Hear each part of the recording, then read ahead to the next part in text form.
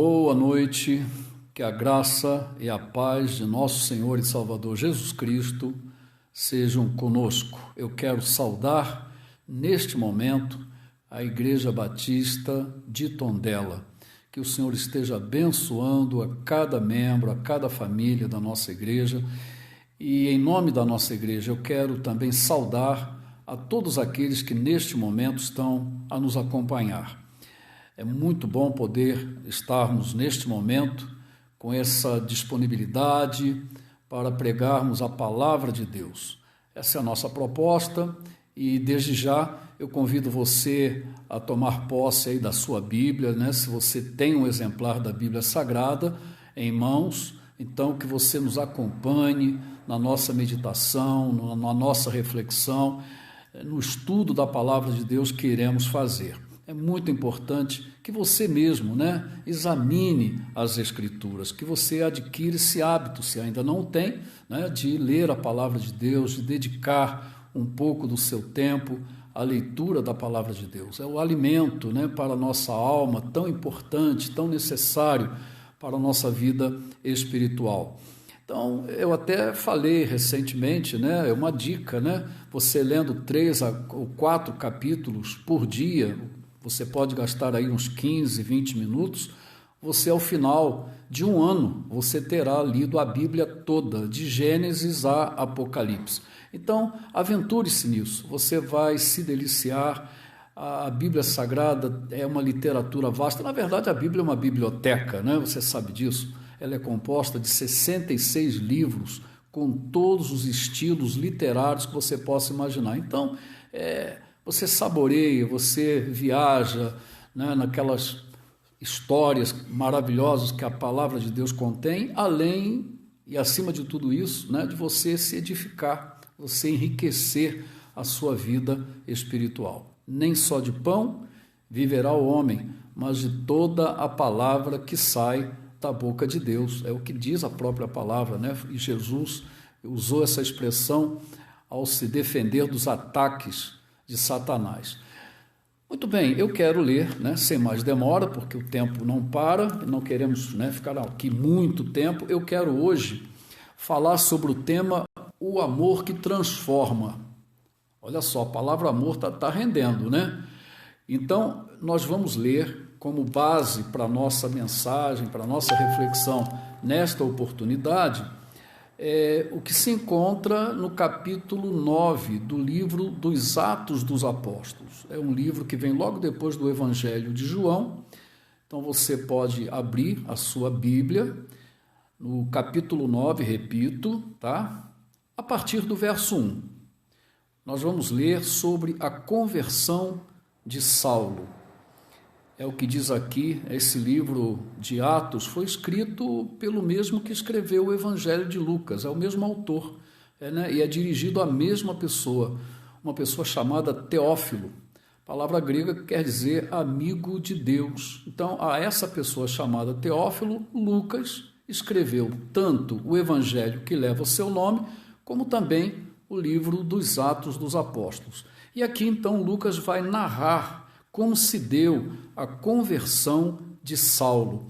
Você então pode nos acompanhar. Diz assim a palavra de Deus. Saulo, porém, ainda respirando ameaças e morte contra os discípulos do Senhor, dirigiu-se ao sumo sacerdote e pediu-lhe cartas para as sinagogas de Damasco, a fim de que, caso encontrasse alguns do caminho, tanto homens como mulheres, os conduzisse presos a Jerusalém. Mas, seguindo ele viagem e aproximando-se de Damasco, de repente, uma luz resplandecente, vinda do céu, o cercou. E, caindo por terra, ouviu uma voz que lhe dizia: Saulo, Saulo, por que me persegues? E ele perguntou: Quem és tu, Senhor?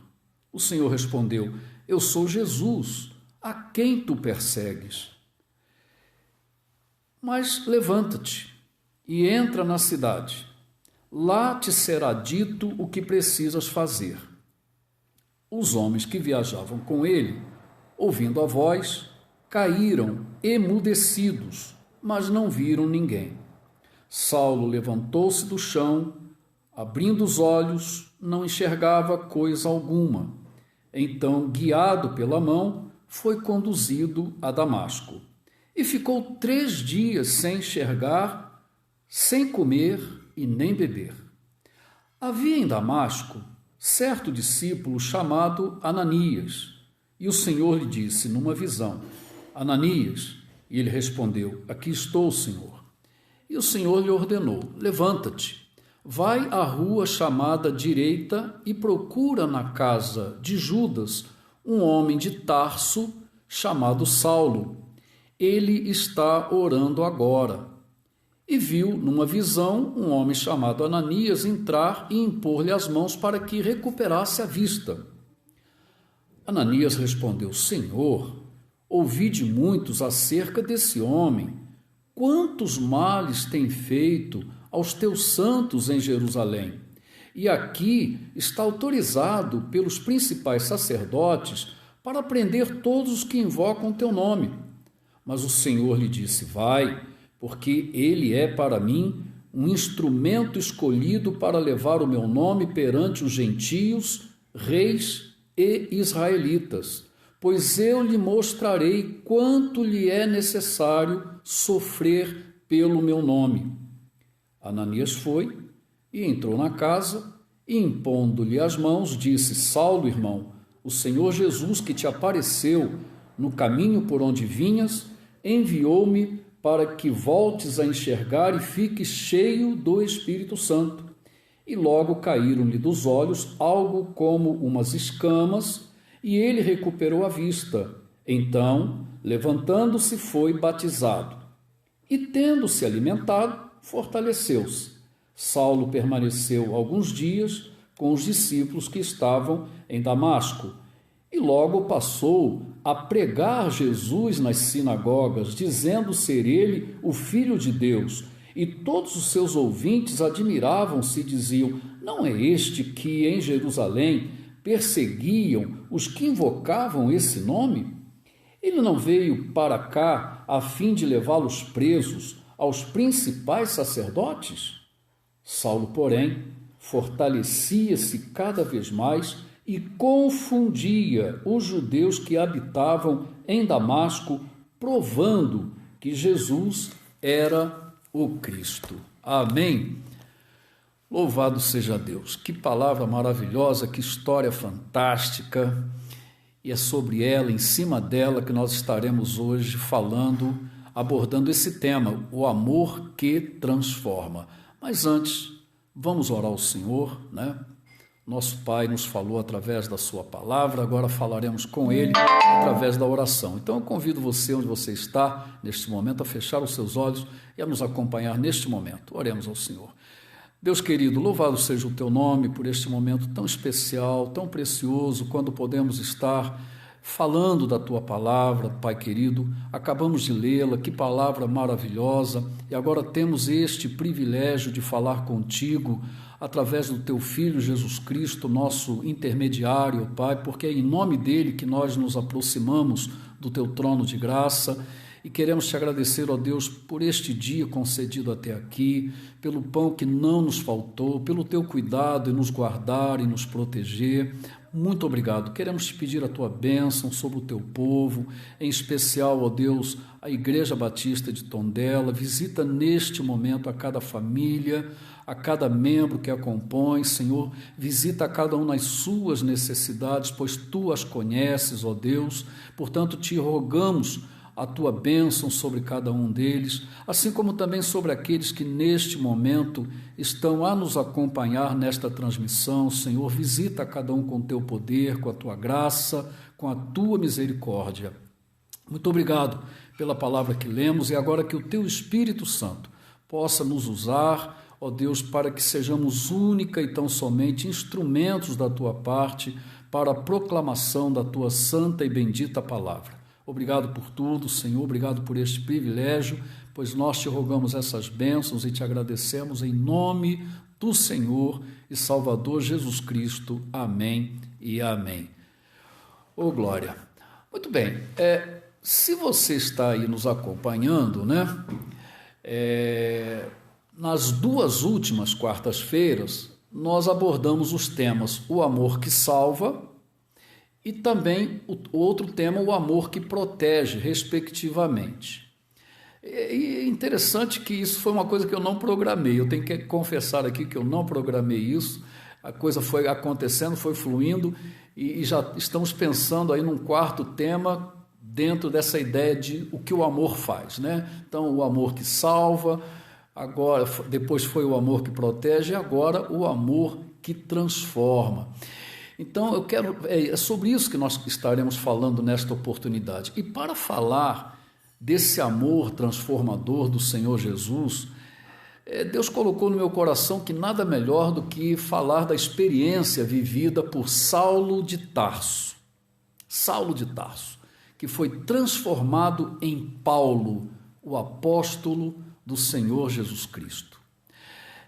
O simples fato, irmãos, e meus amigos que estão nos acompanhando, o simples fato de Jesus ter pisado nesta terra e aqui vivido 33 anos foi o bastante para que a história da humanidade fosse dividida, de modo que agora nós estamos em fevereiro do ano de 2021 da era cristã, né? Depois de Cristo. Mas eu quero dizer para você que muito mais do que dividir a história da humanidade, e eu penso que não foi esse o propósito de Jesus, eu posso dizer para você com absoluta convicção de que o grande propósito dele foi e continua sendo dividir a história da vida de todos aqueles que o recebem como Salvador pessoal e Senhor absoluto das suas vidas. Os evangelhos, os 4 evangelhos, né, Mateus, Marcos, Lucas e João, estão repletos de encontros de várias pessoas com o Senhor Jesus que resultaram em verdadeira transformação, em mudanças radicais na vida dessas mesmas pessoas. Poderíamos citar até vários exemplos, né, de pessoas que tiveram esse encontro com Jesus e que foram radicalmente transformadas, mas não só dentro das páginas das Escrituras Sagradas, mas ao longo destes 2000 anos de cristianismo, nós vamos ter milhões e milhões de exemplos de pessoas que tiveram suas vidas radicalmente transformadas pelo amor extraordinário do Senhor Jesus Cristo. Isso é uma realidade. Na minha vida cristã, eu pude ver isso, né, ao longo de mais de 40 anos de vida cristã e mais de 35 anos de ministério pastoral, quantas e quantas pessoas que foram alcançadas pelo Evangelho de Cristo, pela graça de Cristo, pelo amor de Jesus Cristo, tiveram as suas vidas completamente transformadas por Ele. Mas nós vamos falar de Saulo de Tarso. Saulo de Tarso. Tarso, na verdade, foi a capital, foi o lugar, né, onde Saulo nasceu. Tarso era a capital da província romana da Cilícia, que fica hoje na região que corresponde à Turquia. Ali foi onde Saulo nasceu. Os seus pais eram judeus e ele acabou adquirindo, né, a cidadania romana, talvez através do seu próprio pai. Mais tarde, Saulo viria a tornar-se um discípulo de um mestre que ficou muito famoso naqueles tempos, chamado Gamaliel, lá na cidade de Jerusalém. E como judeu, Saulo descendia da tribo de Benjamim e pertencia também à seita dos fariseus, que era naquela época, dentro do judaísmo, uma das seitas mais radicais, né? Muito conhecida pelo seu radicalismo, pelo seu extremismo e também pela sua fidelidade no cumprimento da lei de Moisés e das tradições e costumes dos antepassados de Israel. Então, Saulo era essa pessoa aí, ele tinha esse perfil, né? Era um judeu zeloso, né? Pertencente a uma seita bastante rígida, que era a seita dos fariseus. Quem conhece os evangelhos, tem alguma intimidade com os evangelhos, sabe os grandes embates, né, que o Senhor Jesus teve, especialmente com os fariseus, né? E muitas vezes o Senhor Jesus os denunciou de hipócritas, fariseus hipócritas. Jesus teve alguns embates com eles. Então foram assim grandes adversários de Jesus, devido ao seu radicalismo. Então Saulo era um fariseu. A primeira menção ao nome de Saulo, primeiro momento em que nós vamos encontrar esse nome nas Escrituras Sagradas, é no livro de Atos, nesse mesmo livro que nós fizemos a nossa leitura, no capítulo 7, no verso 58. Nesse versículo, nós encontramos o episódio do apedrejamento do diácono Estevão, que foi o primeiro mártir da igreja cristã, onde se diz, ali no verso 58 especificamente, que as vestes de Estevão foram deixadas aos pés de um jovem chamado Saulo. E na sequência, porque logo em seguida vem o capítulo 8, no versículo 1 se informa que Saulo, aquele mesmo que ficou tomando conta ali das roupas de Estevão, Saulo consentiu na sua morte, na morte de Estevão.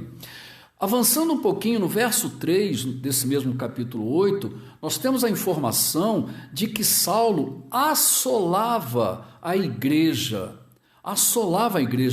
Saulo perseguia a igreja, no sentido de exterminá-la. Então lá o verso 3 diz assim: Saulo assolava a igreja, entrando pelas casas e arrastando homens e mulheres, os colocava na prisão. Vai vendo a atitude deste homem, como ele se tornou um implacável perseguidor dos cristãos naquele momento em que a igreja estava ainda nascendo. No capítulo 9, onde nós fizemos essa leitura, se você percebeu, logo nos primeiros versículos, no verso 1 e 2, nos é informado que Saulo, respirando ainda ameaças e morte contra os discípulos do Senhor, dirigiu-se ao sumo sacerdote e lhe pediu cartas para as sinagogas de Damasco, a fim de que, caso achasse alguns que eram do caminho, tanto homens como mulheres, os levasse presos para Jerusalém. Então, observa aí como Lucas narra o comportamento de Saulo em relação aos cristãos, respirando ainda ameaças e morte. Quer dizer, e depois, mais tarde, ele vai confessar isso. Nós temos 3 narrativas da conversão de Saulo dentro do livro de Atos, e numa dessas narrativas, que Paulo vai recordar como foi a sua conversão, ele vai falar sobre isso, que levou pessoas à morte.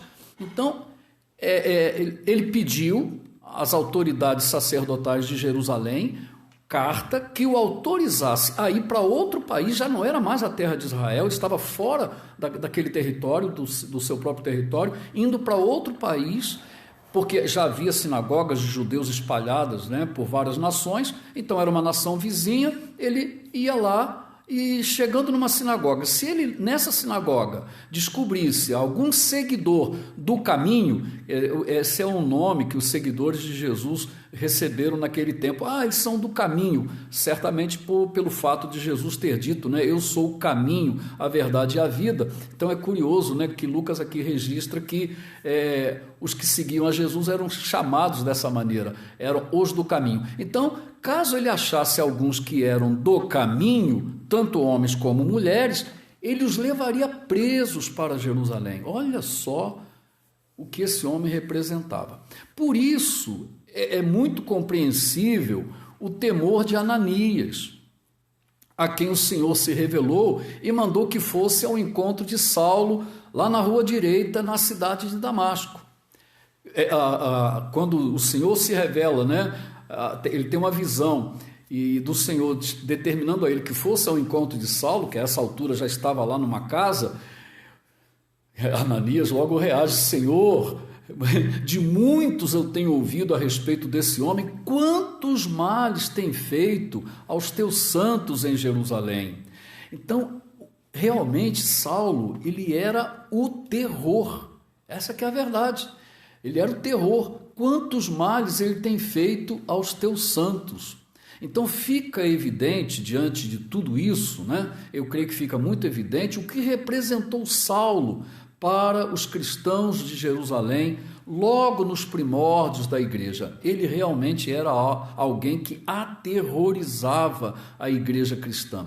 Somando-se a isso, vale ressaltar que Saulo, apesar de toda essa fúria dele, ele era também um profundo conhecedor das escrituras hebraicas, né? Por isso que ele era discípulo de um dos maiores mestres daquele tempo, que era o mestre Gamaliel, e além de tudo ele era um grande intelectual, né?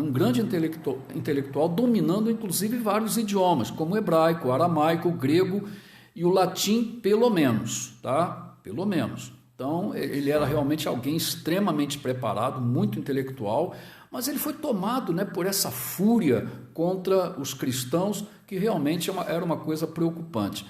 Mas, como a passagem que lemos no capítulo 9 de Atos nos informa, este homem, quando estava então se dirigindo para Damasco com essa intenção de prender os cristãos que lá porventura existissem, lá em Damasco, na Síria, a palavra de Deus, conforme nós lemos no texto sagrado, nos informa que houve um grande clarão, uma luz resplandecente brilhou.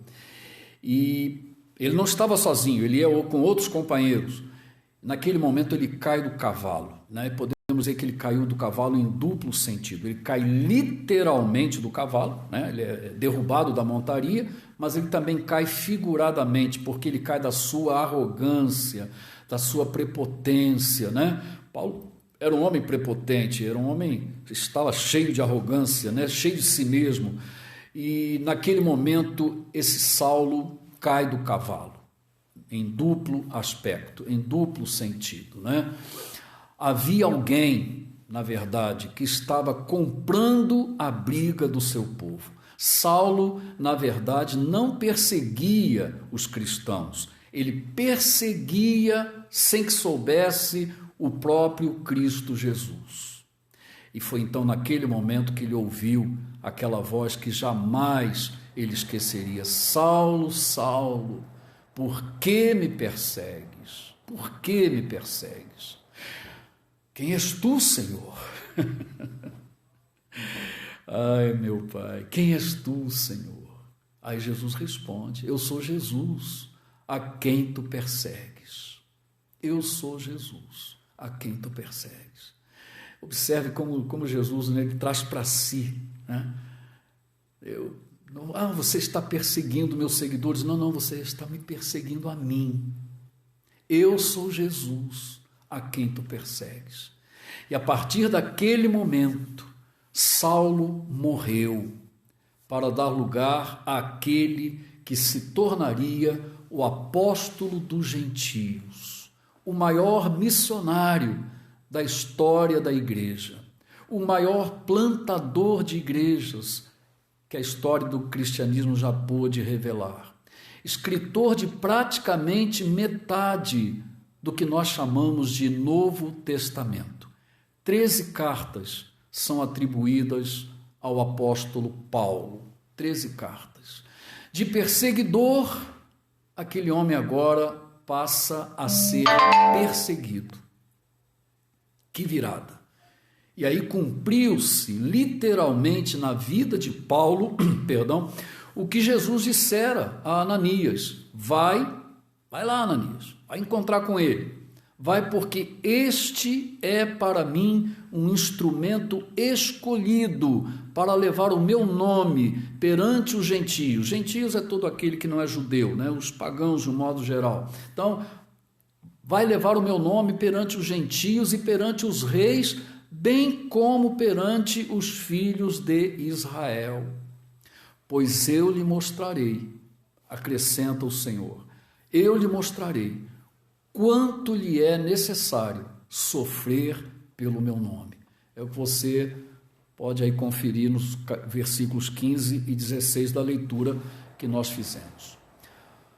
Meus queridos, posteriormente, Paulo, escrevendo a sua segunda carta à igreja dos Coríntios, ele viria a afirmar: portanto, se alguém está em Cristo, nova criatura é. as coisas velhas já passaram, e eis que tudo se fez novo. Capítulo 5, verso 17. A verdade é que Paulo e todos os que têm sido alcançados pela graça e pelo amor de Jesus Cristo têm experimentado essa transformação. Quem está em Cristo, não confunda as coisas. Há pessoas até que podem estar na igreja, numa igreja local, mas isso não quer dizer que necessariamente elas estejam em Cristo. Então, Paulo é muito claro, é muito objetivo quando ele escreve na sua segunda carta aos Coríntios: olha, se alguém realmente, verdadeiramente está em Cristo, nova criatura é. Nova criatura é. As coisas velhas passaram. Tudo aquilo que caracterizava o velho homem passou. Tudo aquilo que era o velho Saulo de Tarso morreu. Agora era uma nova criatura. Era o Paulo. Né? E curiosamente, Paulo é um nome que significa pequeno. Aquele homem arrogante, prepotente, cheio de si mesmo, perseguidor dos cristãos, que implantava o terror. Agora é o Paulo, é o pequeno, diminuído diante de Deus, né? Que coisa, né? Então ele agora diz assim, se alguém está em Cristo, nova criatura é. As coisas velhas passaram e agora tudo se fez novo. Querido, Paulo e todos os que têm sido alcançados pela graça de Jesus Cristo têm que passar por essa transformação. Antes nós estávamos mortos e agora nós temos vida. Nós estávamos debaixo da ira de Deus e agora nós somos perdoados. Estávamos condenados ao inferno e agora fazemos parte da família de Deus, como seus filhos por adoção. Nós estávamos antes como escravos dos nossos vícios, das nossas paixões, dos nossos pecados, mas agora somos libertos, pois Cristo nos libertou. Tudo isso sabe por quê? Por causa do seu infinito amor para conosco. Um amor que realmente transforma o mais vil pecador em um amado do Senhor Jesus Cristo. Amém? E você? Você que está aí a nos ouvir até agora, nos dando a sua preciosa atenção, você já experimentou essa transformação? Veja, nós estamos falando de reforma de hábitos. Tem pessoas que até mudam alguns hábitos. Não é sobre isso. É algo que vem de dentro para fora, que só o Espírito Santo é que pode operar. Essa transformação é operada pelo grande amor do Senhor Jesus Cristo introjetado em nós. É uma transformação que vem de dentro para fora, não é mera mudança de hábitos, mera mudança de costumes, não, é uma mudança radical. Quem está em Cristo, nova criatura é. As coisas velhas passaram, tudo se fez novo. Então você já experimentou isso? Você já é uma pessoa liberta, né, da escravidão, do vício, do pecado, né? Quantas vezes você tem lutado e não tem conseguido se libertar de determinadas coisas que estão aí atormentando a sua vida? O que está faltando? Receba no seu coração o amor de Jesus. Creia naquele amor que salva, naquele amor que protege, que nós falamos em quartas-feiras que passaram. As gravações estão no Facebook, você pode encontrá-las e você vai entender melhor o que eu estou aqui a dizer. Então, se você ainda não experimentou desse amor, do amor do Senhor Jesus Cristo, o amor que é capaz de salvá-lo, que é capaz de libertá-lo, que é capaz de transformá-lo, querido, receba no seu coração. Não espere mais. Você, meu irmão, né? Está dentro de uma igreja, mas ainda não tem essa transformação operada no seu coração, pense nisso. Você ainda está preso aí a tantas coisas, alguma coisa está precisando acontecer, né? Então pense nisso também, abra o seu coração, arrependa-se. A palavra arrependimento, né, quer dizer mudança de mente, e quem pode operar essa mudança de mente é o Senhor. Então não se esqueça disso. Abra o seu coração. O amor de Deus nos constrange, né? É sobre esse amor que nós queremos aqui enfatizar. Nós estamos aqui muito preocupados em transmitir o amor de Deus ao coração de cada um, porque o Senhor Jesus, ele deixou uma coisa muito interessante, né, para nós pensarmos. Ele disse assim, olha, no final dos tempos, né, porque isso foi uma profecia que ele fez, seria uma das marcas do nosso tempo. Ele disse assim, no final dos tempos, por se multiplicar a iniquidade, o amor de muitos esfriará. Então, mais do que nunca, a Igreja de Jesus Cristo precisa pregar, precisa anunciar, precisa proclamar o amor de Deus. O amor de Deus. Esse amor que fez com que ele fosse às últimas consequências, mandando o seu único filho para morrer por nós, lá na cruz do Calvário, para se tornar o nosso Salvador e através de quem os nossos pecados pudessem ser perdoados e dessa maneira pudéssemos reatar, né, a nossa comunhão com Deus, nos tornarmos filhos de Deus por adoção, por meio de Cristo e assim termos uma vida transformada por Ele, pelo seu grande amor por cada um de nós. Amém? Eu vou ver se eu consigo cantar hoje, tá? Alguém me cobrou, pastor, canta, então eu vou cantar.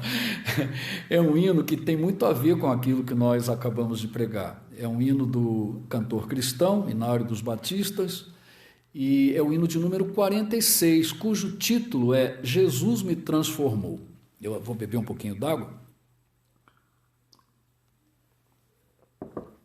E vou cantar, mas eu queria muito que você não prestasse atenção no meu modo de cantar. Eu não sou cantor. Eu quero que você preste atenção na mensagem deste hino que eu vou cantar, tá bom? A letra diz assim, né? Eu vou cantar então. Eu perdido pecador, longe do meu Jesus, já me achava sem vigor, a perecer sem luz. Meu estado Cristo viu, dando-me sua mão, e salvar-me conseguiu da perdição. Cristo me amou e me livrou. O seu imenso amor me transformou. Foi seu poder, o seu querer. Sim, Cristo Salvador me transformou. Minha vida, todo ser, quero lhe consagrar. A seu lado vou viver, o seu amor cantar, a mensagem transmitir aos que perdidos são. Venham todos a fruir a salvação. Cristo me amou e me livrou. O seu imenso amor me transformou. Foi seu poder, o seu querer. Sim, Cristo Salvador me transformou. Amém. Glória a Deus, né? Foi seu poder, foi o seu querer. Sim, Cristo Salvador me transformou, né? O seu imenso amor me transformou. É o que diz aqui, né? Um dos versos do estribilho, né? E eu quero chamar a sua atenção, meu irmão, né? Você que já viveu essa transformação, para a segunda estrofe, né? Minha vida, todo ser, quero lhe consagrar. A seu lado vou viver, o seu amor cantar. A mensagem transmitir aos que perdidos são, venham todos já fruir a salvação. Esse é o nosso papel, né? Em cumprimento ao mandado de Jesus, de que devemos pregar o Evangelho a toda criatura. O Evangelho, pregar o Evangelho é a boa notícia do amor de Deus. É isso que a gente tem que pregar, né? Nesse mundo de desamor, né? Nesse mundo em que a iniquidade prolifera, a maldade prolifera, a vacina é o amor. É isso que nós temos que pregar, que anunciar. Então, que você seja contagiado por esse amor, se você ainda não foi, que você receba esse amor transformador no seu coração. Eu quero encerrar este momento especial orando ao Senhor mais uma vez, agradecendo ao Senhor por esta rica oportunidade. Quero orar por você que está aí nos ouvindo neste momento, por aqueles que ainda irão nos ouvir, tá? E antes da oração, eu já quero aproveitar para lembrar você que no próximo domingo, aí o horário é diferente, né? O horário é diferente. 11 horas aqui em Portugal e 8 horas da manhã aí no Brasil, para você que está aí nos acompanhando no Brasil. Eu sei que tem muita gente aí nos acompanhando, então nós estaremos nesse horário no próximo domingo, e a gente já vem, né, nessa rotina. Espero que seja uma rotina que continue, mesmo quando voltarmos aos cultos presenciais na igreja de Tondela. A nossa expectativa é podermos também transmitir esses cultos para que os nossos amigos e irmãos possam acompanhar a pregação da mensagem da palavra de Deus. Então, conto com você, quero mais uma vez lhe agradecer pela sua atenção, que Deus possa lhe abençoar, e agora então eu convido você a fechar os seus olhos para mais uma vez orarmos ao Senhor.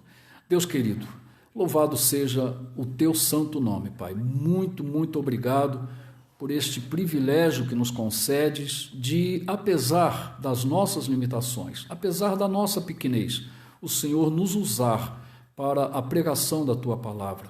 Ó Deus, muito obrigado, Pai. Sabemos que é um privilégio, acompanhado também de uma grande responsabilidade, porque sabemos que pregar a Tua palavra é algo extremamente importante, algo extremamente sério, e nós te rogamos a Tua bênção sobre nós, que Teu Espírito Santo nos ilumine, nos capacite, nos dê sabedoria, para que possamos apresentar a Tua palavra com a maior clareza possível e que realmente esta palavra tenha alcançado corações, ó Deus, tenha edificado a vida dos Teus servos. É tão bom ouvirmos uma história tão fascinante como esta do Teu servo do passado, o apóstolo Paulo, que deixou marcas tão importantes na vida e na história do cristianismo, Senhor, cuja vida reflete até os dias de hoje. Nós te louvamos, ó Pai, por isso.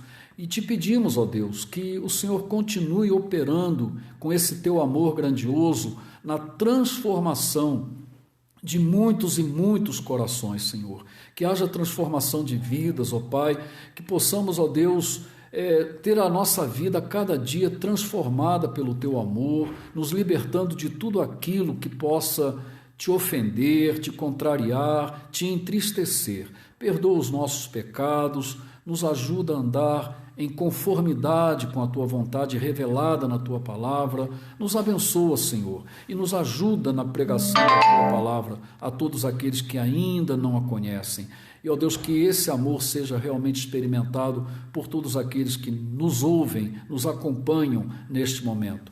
Mais uma vez te pedimos a Tua bênção sobre a Tua igreja e sobre todo o Teu povo nesta nação e pelo mundo afora. Abençoa esta nação, ó Deus, abençoa Portugal, quando está vivendo ainda um momento tão complexo, tão difícil. Abençoa também o Brasil, Senhor. Nós temos orado por essa grande nação, ó Pai, pelos seus governantes. Dá sabedoria a eles, ó Pai, para que possam gerenciar, administrar essa crise que nós estamos vivendo neste momento.